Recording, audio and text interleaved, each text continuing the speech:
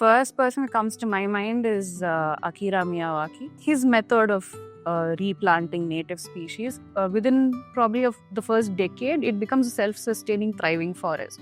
One of the things that we've kind of realized over time is you have to be able to diversify your revenue streams when it comes to running a farm, because otherwise you actually won't be able to breaking even can be difficult in most seasons. Yes, supermarkets are cheaper, but I can most definitely tell you that what you're saving in your groceries today, you will be paying in your medical bills in the next couple of years.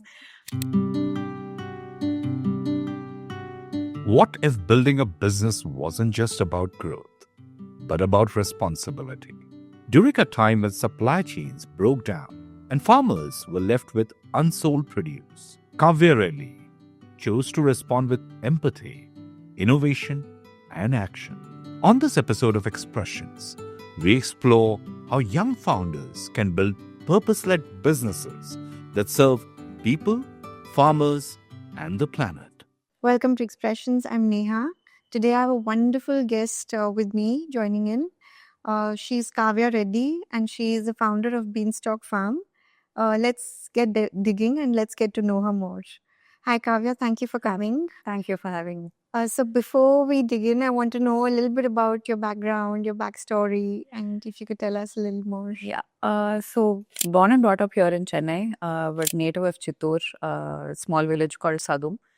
I did my schooling here. Did my bachelor's in psychology in MOP Vaishnav, and then I went on to do my master's in entrepreneurship and innovation, University of Bristol. Okay. And for the last 4 years, I've been running Beanstalk. Okay. So any interesting story that happened since you began your career? I think more than interesting story, I think interesting learning for me has been, so typically when you say I'm in the farming space, you'd think I have a lot of knowledge about farming and agriculture, right? But you'd be surprised as an entrepreneur how much you learn about ancillary businesses. So you ask me about digital marketing, I will have a little bit of insight, a little bit about sales. Always been very math averse, but I didn't have a choice but to learn a bit of accounting. And I think most importantly, packaging.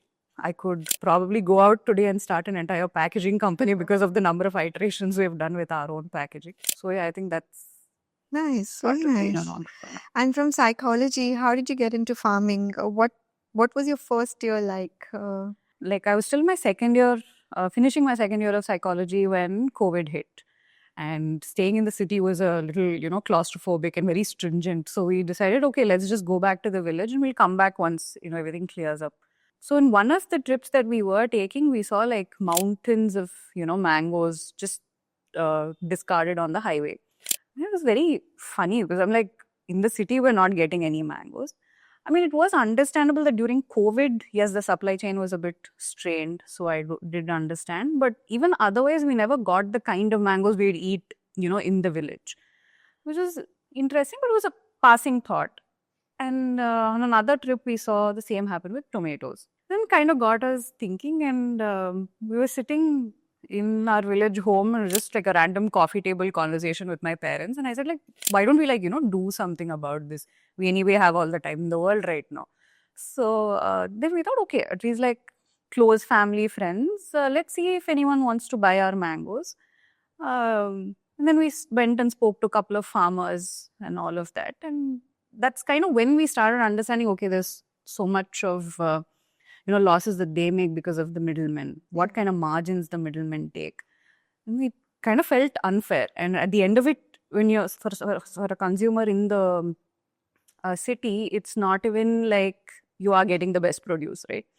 So then we thought, okay, let's source. And we didn't really even have like a brand story or, any of the things that I learned later in my master's, basically did it all the wrong way. Sure. We just had a Google form and we circulated it to whoever we knew. And it was a great year. The first year we did about 6 tons of mangoes. So that's kind of how Beanstalk the ball got rolling. Nice. And any challenges or some unique farming techniques and trends that you follow? Challenges, it all came after the orders came in. I think to begin with logistics, because none of us had a background neither in agriculture nor in the food space. Handling logistics, new terms like route planning and route optimization, and all of that came to my attention only once we started doing our deliveries. And what is that? So basically, say we take a vehicle to deliver our orders, right? You need to kind of plan what is the best route that you can take Okay. so that your food miles are the least. Least, good. Understanding the geography of the city and, doing all of that. I think packaging was a big one, because trying to find, at least 4 years back, it was not as easily available as it is today. Finding the right kind of packaging, making sure, the fresh produce will still reach the customer in good shape. So yeah, all of those were a couple of challenges that we had in the first year. Okay. And was there a farmer, a teacher, or a mentor who shaped the way you think about food and sustainability now? I think the first person that comes to my mind is Akira Miyawaki. So the Miyawaki forest is something that we have done in about 4 different locations now, more as a passion project. But I think just his outlook on, and also looking at how fast forest cover is kind of depleting, a fast way of bringing back forests. So I found that really interesting. So typically a forest takes about maybe a century for it to become totally self-sustaining. But his method of replanting native species kind of within probably of the first decade, it becomes a self-sustaining, thriving forest.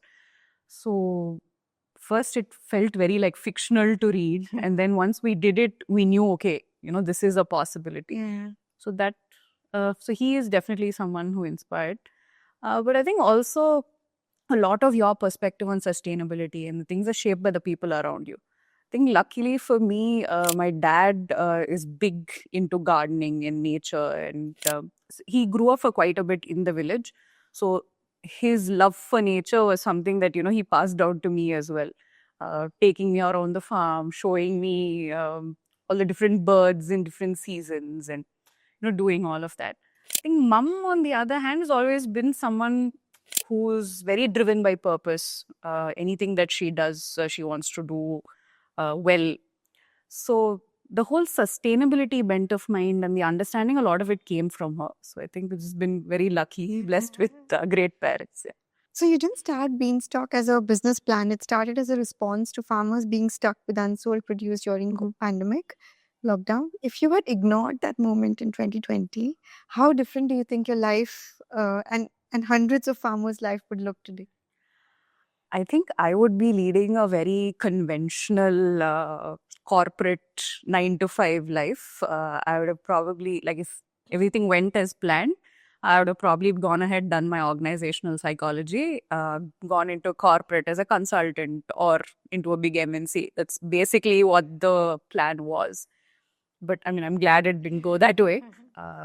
So that's kind of how my life would have been different. But I think for farmers, we are still small. Farmers still do go and, they do sell in the mandi and all of that. But I'm just happy to say that at least in and around our village, there is a certain amount of produce that they know they will get a fixed price for, irrespective of what the market fluctuation is like. Because especially in the agricultural sector, the fluctuation in prices can be like, it can go from one end to the other overnight. So we generally, with them, we fix on a price way before the harvest, and that's the price we pay them. So even if the price drops, we're not leveraging that. Yeah. So they know, okay, at least from the second year, so they knew, okay, so many kilos of mangoes they will take. Yeah. So it's not going to be an issue for us. So I think, yeah, that's a major change. And the trust is also important, right? Yeah. So climate change often feels like a global problem too big for individuals to solve. But through Beanstalk, regenerative farming, zero waste harvesting, and solar-powered food processing, you've proved otherwise. So what kind of innovation do you believe can genuinely slow climate change, and how can everyday entrepreneurs and consumers become a part of that solution? Just your opinion and your take on that. I think an important thing to establish here is all us entrepreneurs or other businesses, we are driven by market demand, right? So the person who actually needs to change is the consumer, unfortunately. Yeah. Because if the consumer doesn't demand sustainability, if not enough of them care about it, it becomes hard for us to make those calls, because a lot of times choosing an alternative solution, which is eco-friendly, can be expensive also. But like as an entrepreneur and for other entrepreneurs, I think of late a lot of entrepreneurs have kind of gone the sustainable route. One of the things that comes on like the top of my mind is anyone who's in the manufacturing space, or be it schools, colleges, anyone who's consuming a lot of power. I think solar is a great switch, and today there are a lot of government subsidies. If you look it up, it's a great way to kind of offset and use the renewable sources of energy. Rainwater harvesting being another. My dad's in the construction space, so I kind of so it's, I think if every builder decided to integrate a rainwater harvesting system, especially like in places like Chennai where we can be hit by water scarcity, those kind of things definitely help. And I think also thinking about what the last mile of any product that you produce is going to look like. How is it going to be disposed? So we do, yes, you might be doing sustainable fashion, but if it's going in plastic bags, what is that last mile going to look like? So I think that is something that entrepreneurs need to look at. I think for people, consumption is a big thing. Educating themselves and understanding what all they could do differently in terms of, at least I think in Chennai, most retail spaces, they expect you to either carry your own bag or they give you a cloth bag. But what about other places where they're still using single-use plastics? Planning consumption so that wastage is less. About 10% of global emissions come from landfills. Then you need to probably think of, can I compost at home? There are a lot of efficient machines that have come today. I mean, if you're up for a fun project, there's a lot of DIY stuff that you can find on YouTube to do composting. It's a fairly simple process. It just starts with segregating your waste. And if you can use it for plants in your home or in and around your home, that in itself, you're not sending all your wet waste to the landfill, which means the amount of methane that's being generated will go down. And imagine if every house could do this, right? Or every apartment association could take the initiative to do this for the entire apartment. I think, that would be great. Huge. I'm so glad to hear such thoughts coming from you. So Beanstalk uses a pre-order then harvest model to avoid waste. Why isn't this more common, and what resistance did you face? I think when we started during COVID, the first year was actually okay. Because they understood that there were limitations to delivery. But the problem actually came the year after, once the lockdown was kind of lifted. They're so used to just going to the supermarket. And by then, actually, Dunzo and all of these brands were also up. So this fast delivery, fast commerce was a big thing. So what was interesting for us to see is they were so impatient. And even on our website or on the Google form, we generally give them a delivery window, right? And the number of calls we would get, and it's not like we're delivering late. So by the time it's the second day, so say we say 19th and it's the 20th, we'll start getting calls and messages. Where are my mangoes? Why are they not here? Why are you taking so long? So I think even for them, getting used to that waiting. And I understand, like for more exotic fruits, like say mango or dragon fruit that we do, they are at least willing to wait because it's not an essential. But I think with vegetables, especially, it becomes a challenge because then it requires the consumer to kind of plan maybe a week in advance to place an order. So, I mean, if they do go that little extra mile to do the planning, from a consumer point of view, yes, we will be able to do that. But right now, it's still like a distant dream. I think for producers or businesses, the reason why a lot of them are not able to do it is also you lose out on a lot of margin. Because when you are taking pre-orders and you're putting a certain quantity to it, you kind of need to tell the farmer in advance, which means you need to either lease a certain portion or you need to block off a certain amount of produce. So then what happens is you need to fix on a price. So then you can't really leverage on the gap Yeah. that comes when the price drops. So for businesses, again, that your profit margin takes a beating. Yeah. So that's one of the reasons why they don't do it, I think. And your solar dried rasam powders and seasonal products blend tradition with technology. How do you decide what to innovate and what to preserve? Our rasam powders are basically preservative free and all additive free. So this is again a very interesting story on how we stumbled upon the rasam. So once we did our first round of mangoes, we kind of were thinking, okay, if you wait till next year, the customers will actually forget we exist. So how do we, keep in touch with them? So in our village, we have this great cook. His name is Rendappa.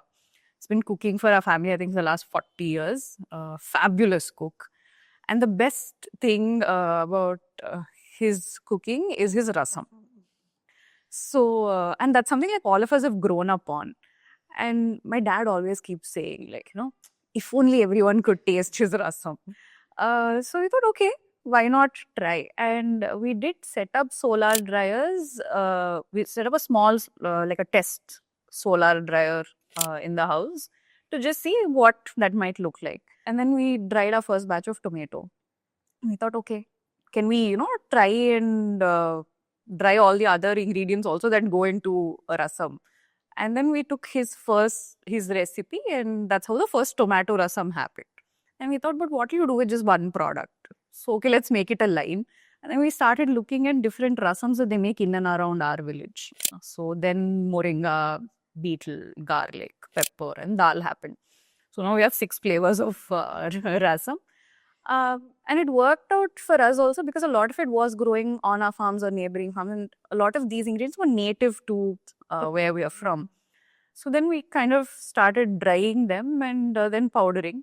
So, and then the rasam was born. And that's kind of how. And you have it in an interior place so that you're mentioning. Yeah. So Sun drying is a very age-old tradition, right? It's something that people have been doing for a long time. I think here the tech part of it is a couple of these companies came up with this dome type of structure.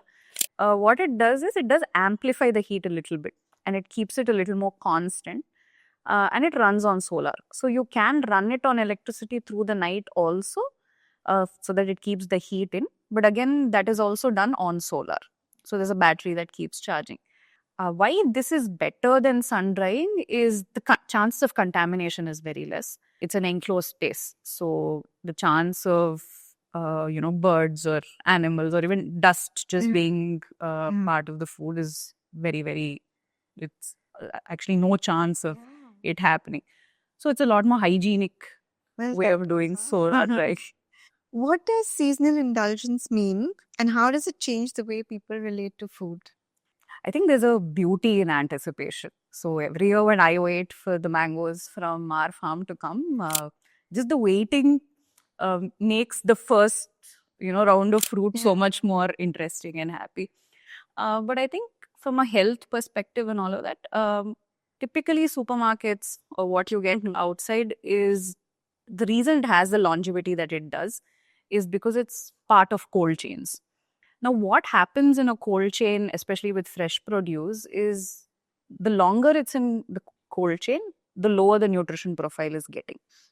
So at the end of it, what you really do have left is just your calories and the sugar. Say, if you take mango, for example, and the nutrient profile and the other minerals are kind of depleted in the process. So I think for a consumer to be thinking and consuming only fruits and vegetables that are in season, it's good for them because then it's fresh. It's coming just then and, it's getting delivered to them. So, yeah, I think that's kind of why seasonal is better. Also, you built Beanstalk through trial, error, and constant adaptation. What mistake taught you the most? So like I was mentioning, once we moved from mangoes to other processed food, we thought the same pre-order model would work, which means we'll do the production of the rasam only when we get an order. Now that didn't pan out really well for us. So they were willing to wait for the mangoes, but not for the packaged products because I also think it's consumer psychology, right? They're so used to getting packaged products off the shelf that it became a challenge to even explain to them why it takes time. That's kind of when we made the pivot to retail. And I think after that, we've not looked back, because that's kind of given us so much more mileage, helped us reach out to so many more consumers. So yeah, I think the big mistake we made, at least for the first 2.5 years, was still trying to push online and still do the pre-order model without realizing there is a reason why physical retail stores work. So once we made that pivot, yeah, it's been Yeah. much better for us. And all of us, when we think of farms, we think of soil, ecology, community. But what about numbers? And how do you make decisions that are both humane and financially sustainable without burning out? I think very true. Hitting that profit, hitting those numbers in farming is very difficult. One of the things that we've kind of realized over time is you have to be able to diversify your revenue streams when it comes to running a farm, because otherwise you actually won't be able to even breaking even can be difficult in most seasons. So I think one is obviously multi-cropping, having multiple crops, couple of cash crops, couple of essentials, because those will move fast. That will bring in your cash flow. But your profits a lot of time will come from the cash crops that you put in your land. But also planning out seasonal produce such that every couple of months you have something that will bring in the money. So at the end of the year, even if one particular, say mangoes didn't do too well, or the crop wasn't good that year, then I know my dragon fruit will still offset it. Plugging those gaps. If you do have the bandwidth, I think introducing livestock and animals into your farm is great, both for the soil and for your pocket. But it's a little more tedious of a process. It's a lot more responsibility handling animals. I think starting small, with maybe start with chicken and then go on to goats and then get into dairy, because dairy is a very complex industry. One of the things that I've seen that a couple of other friends of mine who have farms are doing is a lot of them have gotten into apiculture.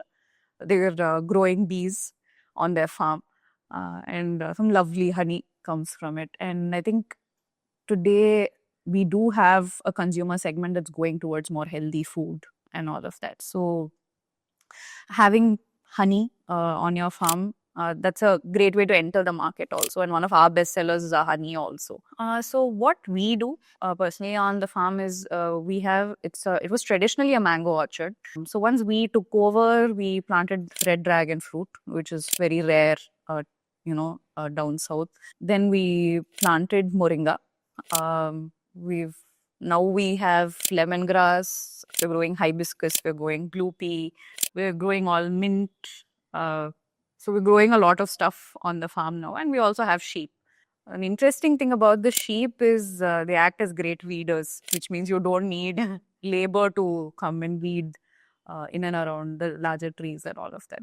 And we also started planting groundnut and safflower as a cover crop on the farm. So that's the oil seed that we use for our cold pressed oils also. How did the beanstalk come in? Very interesting. It's a storybook also. So a lot about beanstalk has happened over coffee and conversation. So the name actually it came from my dad. We were randomly thinking like, what do we name it and all of that. And he was like, should call it beanstalk. I was like, why? Like of all things. I'm like, no, like the beanstalk tree in the Jack and the Beanstalk has exponential growth, right? So he said, it's nice. I think we should. I said, okay, it's a different name. We didn't have to look too much to get the trademark and the license for the name also. So I said, okay, fine, let's roll with it. So that's kind of fun. It sounds fun too. So how do you actually measure yourself against other farms? Is it price, freshness, farmers pay, waste, or consumer loyalty? I think a little bit of all of them. But I think most importantly, it is at the core of what we do is giving the farmers the pay that they deserve. And the fact that when a mandi decides a rate, or you can even take the highest rate in a season, we're always paying the farmer more than that. I think we're able to do that also because we cut out the middlemen. And so whatever gets saved in between goes straight to the farmer. So I think that has always been a metric or the guiding light for Beanstalk. Also, freshness. I think that's what sets us apart. We only harvest after order, which means a day or two after harvest, the produce has already reached the customer here. So I think, yeah, that's kind of what Yeah. we pride ourselves. Yeah. Regenerative farming is about healing the soil, not just growing crops. So, what ecological soil practices have made the biggest difference on your farm, and what has been your learning? I was mentioning a big part of it. So when we did take up the farm, the soil was, really hard. So one of the best ways, just trivia, one of the best ways to tell whether the soil is fertile or not is it shouldn't be hard or crumbly. It should be, soft to the touch. The soil condition was really bad because it's just been years of just mango. So I think to begin with, the first thing we did was plant groundnut because it's great way to fix nitrogen into the soil, but also it loosens the soil when you put cover crop. And we did an entire portion of the farm. We did the Miyawaki forest as an experiment, and I very happy to say that today it's like a thriving forest which is self-sustaining, which means we do not need to take care of it anymore. It brought back peacocks. It brought back the Indian hare, and these were stuff we never saw growing up there. So, and we do have also we created an artificial pond, so a whole bunch of migratory birds come. There are a whole bunch of ducks. So I think all of these animals coming in, none of which we introduced, but them just coming in kind of is part of that whole regeneration process. I think consciously the things we did was multi-cropping, because that means you are actually enriching the soil. It's not just one plant that's, there's this very interesting book called Wilding. Or even if you take Akira Miyawaki's teaching, he always says, like, trees can communicate with each other. The more variety that there is, the more they thrive. And we kind of saw that come to life in Nice. front of us. Another thing we did was introduce sheep. So goats, on the other hand, will damage, a lot of your plants.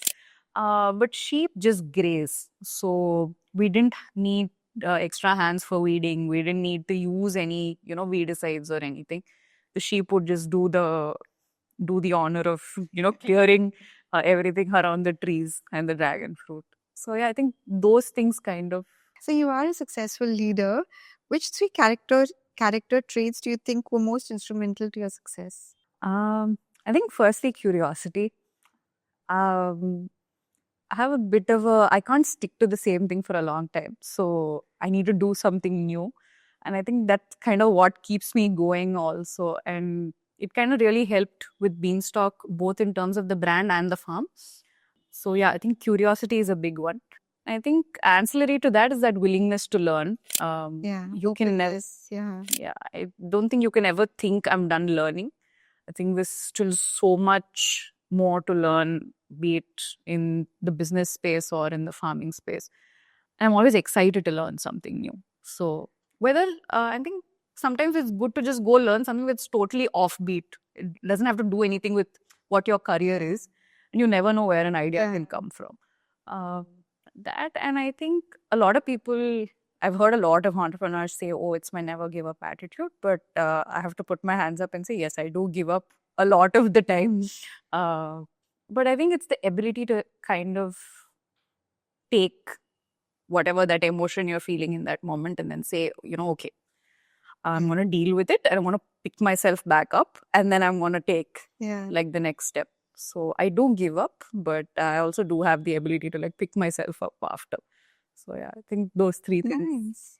So now let's shift to creating a successful garden to grow your own food. So can you help articulate a few reasons why people should be interested in making their own garden, vegetable garden?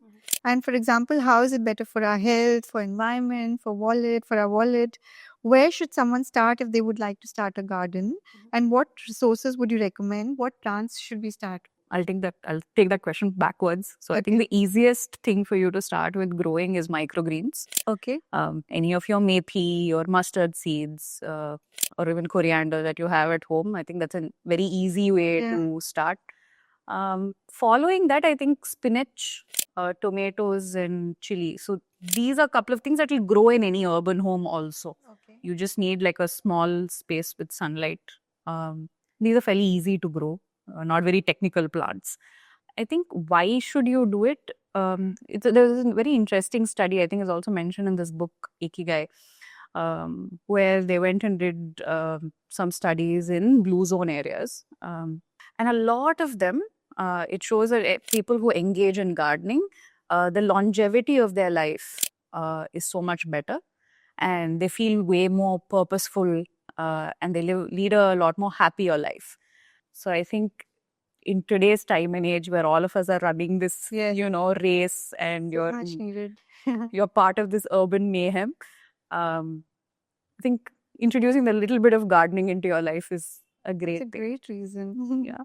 And even if I do understand that, doing a vegetable garden might not be for everyone in this urban setting because you might not have the space. Maybe just start with an indoor plant. That can be fulfilling in itself too. So yeah. So nice. Thank you, Kavya. You already know so much from psychology to this. In today's time, like you said, people are really busy. Everything is so fast, practical. So why not just buy cheap ingredients? Why should somehow will you convince people to shop at a farmer's market instead of supermarkets? So yes, supermarkets are cheaper. But I can most definitely tell you that what you're saving in your groceries today, you will be paying in your medical bills in the next couple of years. And I'm not saying this just out of nowhere. A lot of research shows. So one of the things I would like to say before that is when you go to a supermarket or when food is getting tested, right? One of the things that they tell you is, oh, the pesticide or fertilizer use is under permissible limit. And they're right. But what happens when this is what you're consuming all the time? Over a period of time, what happens is this is what is getting accumulated in your body. And research shows that this is and this whole phenomena is called bioaccumulation. And this is kind of what causes your cancers. It's what is causing your hormonal issues. Gut health issues, because it's completely damaging your gut microbiome. Because that's basically what pesticides and fertilizers do, right? So, and which is why you see so many more cases today, or even coronary heart disease for that matter. So, I think it's important to understand what the effect of what you're putting into your body can look like. So, I think that is one of the main reasons why I would say please don't, just shop off the supermarket. So well said. Do check the label of every packaged product that you buy, like the Holy Grail. Very important. And if you read any, substance that you cannot pronounce or you haven't heard of, please don't buy it because it's a chemical. Yeah. So I think being careful in that sense. I think another thing that I would say is supermarkets require for you to, present the fruit or vegetable in the most pristine condition. What a lot of people don't know, and this is it's a very interesting story with our mangoes, that we hear a lot of customers will come back and say, oh, why is there this mark on the mango?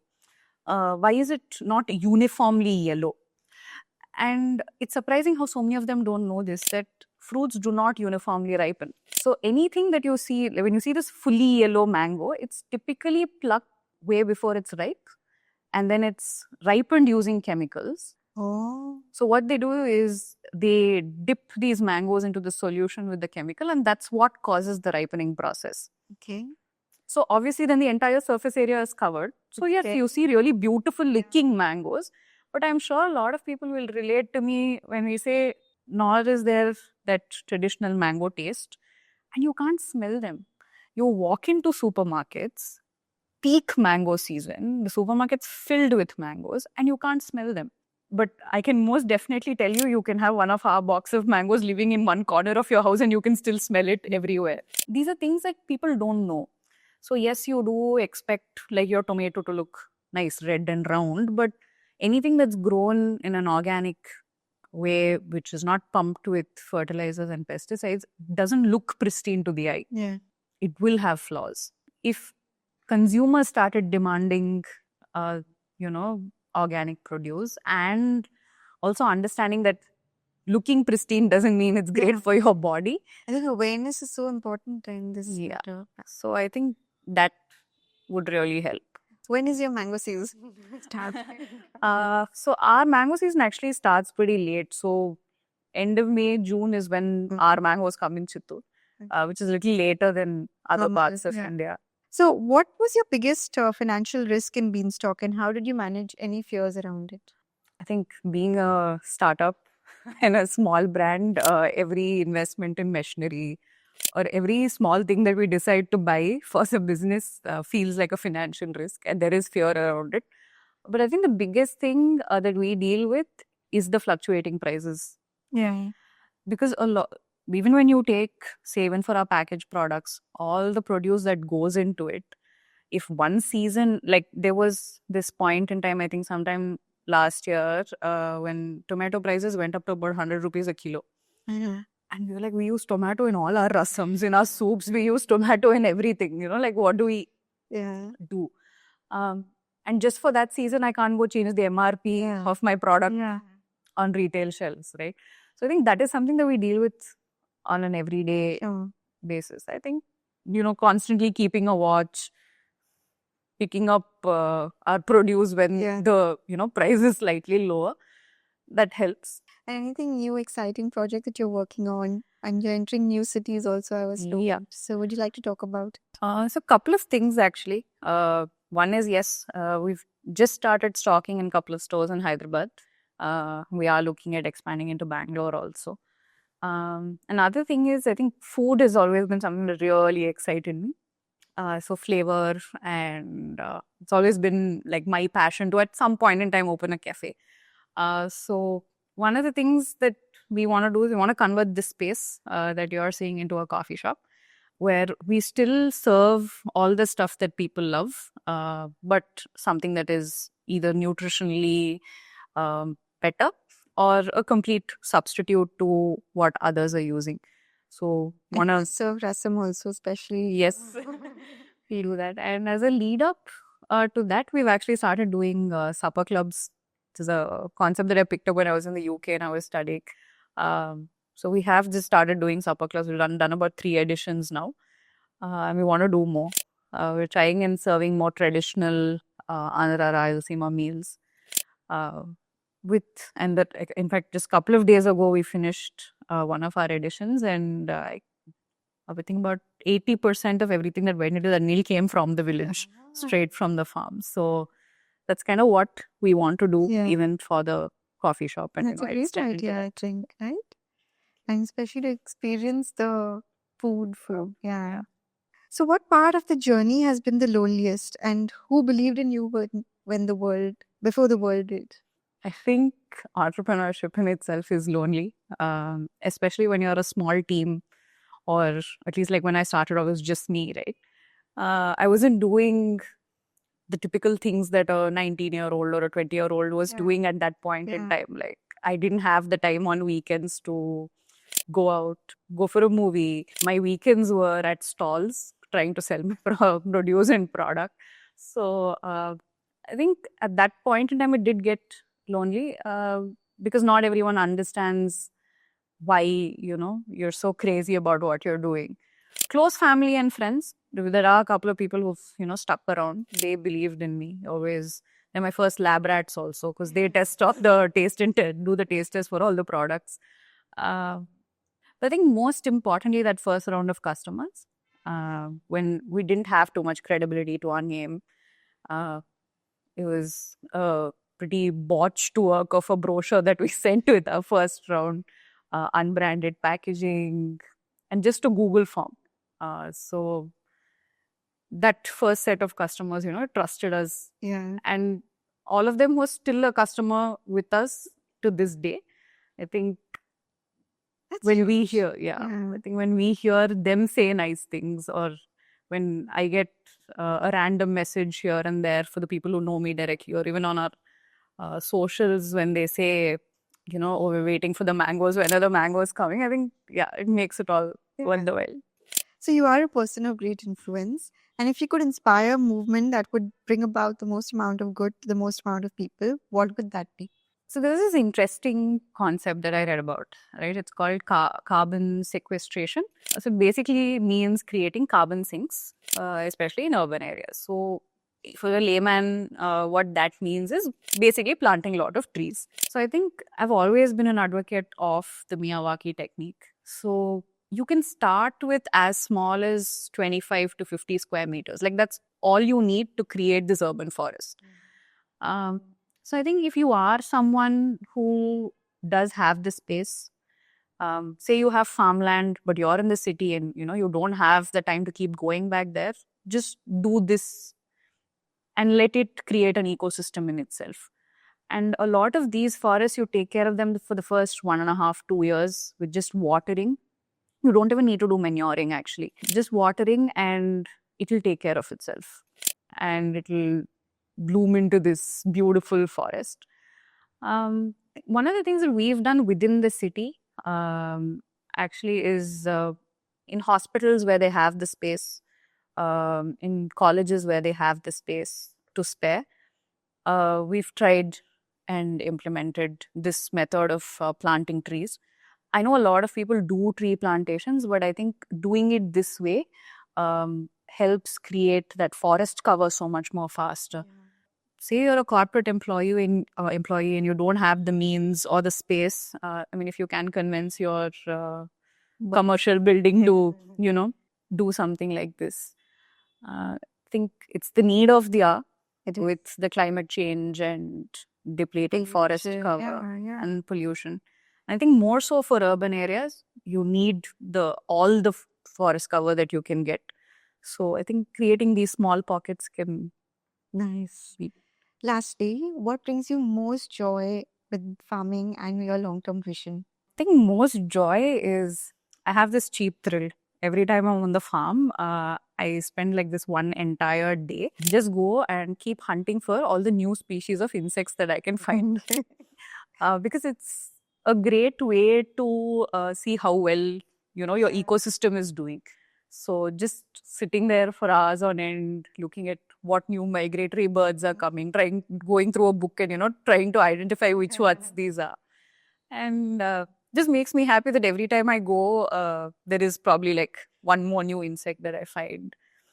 I actually found this hot pink dragonfly, which I've never seen in my life before there. I can probably share a picture of that. Yes. So finding things like that makes me really happy. So that's where my joy comes from. Cool, Kavya. Thank you.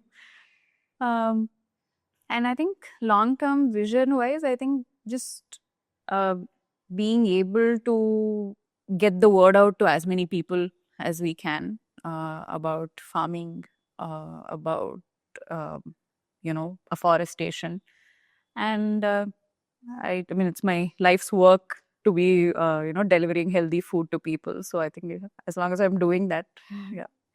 Thank you so much. This has been such a wonderful conversation, and I've really learned a lot from you. And I wish you all the very best. Thank you so much. Future. Thank you. Thank you. Kavya's journey reminds us that meaningful entrepreneurship begins with asking the right questions about impact, integrity, and long-term value. Because the future of business isn't just about scaling faster, but about growing wiser. Thank you for watching Expressions. Do like, share, and comment. Don't forget to subscribe.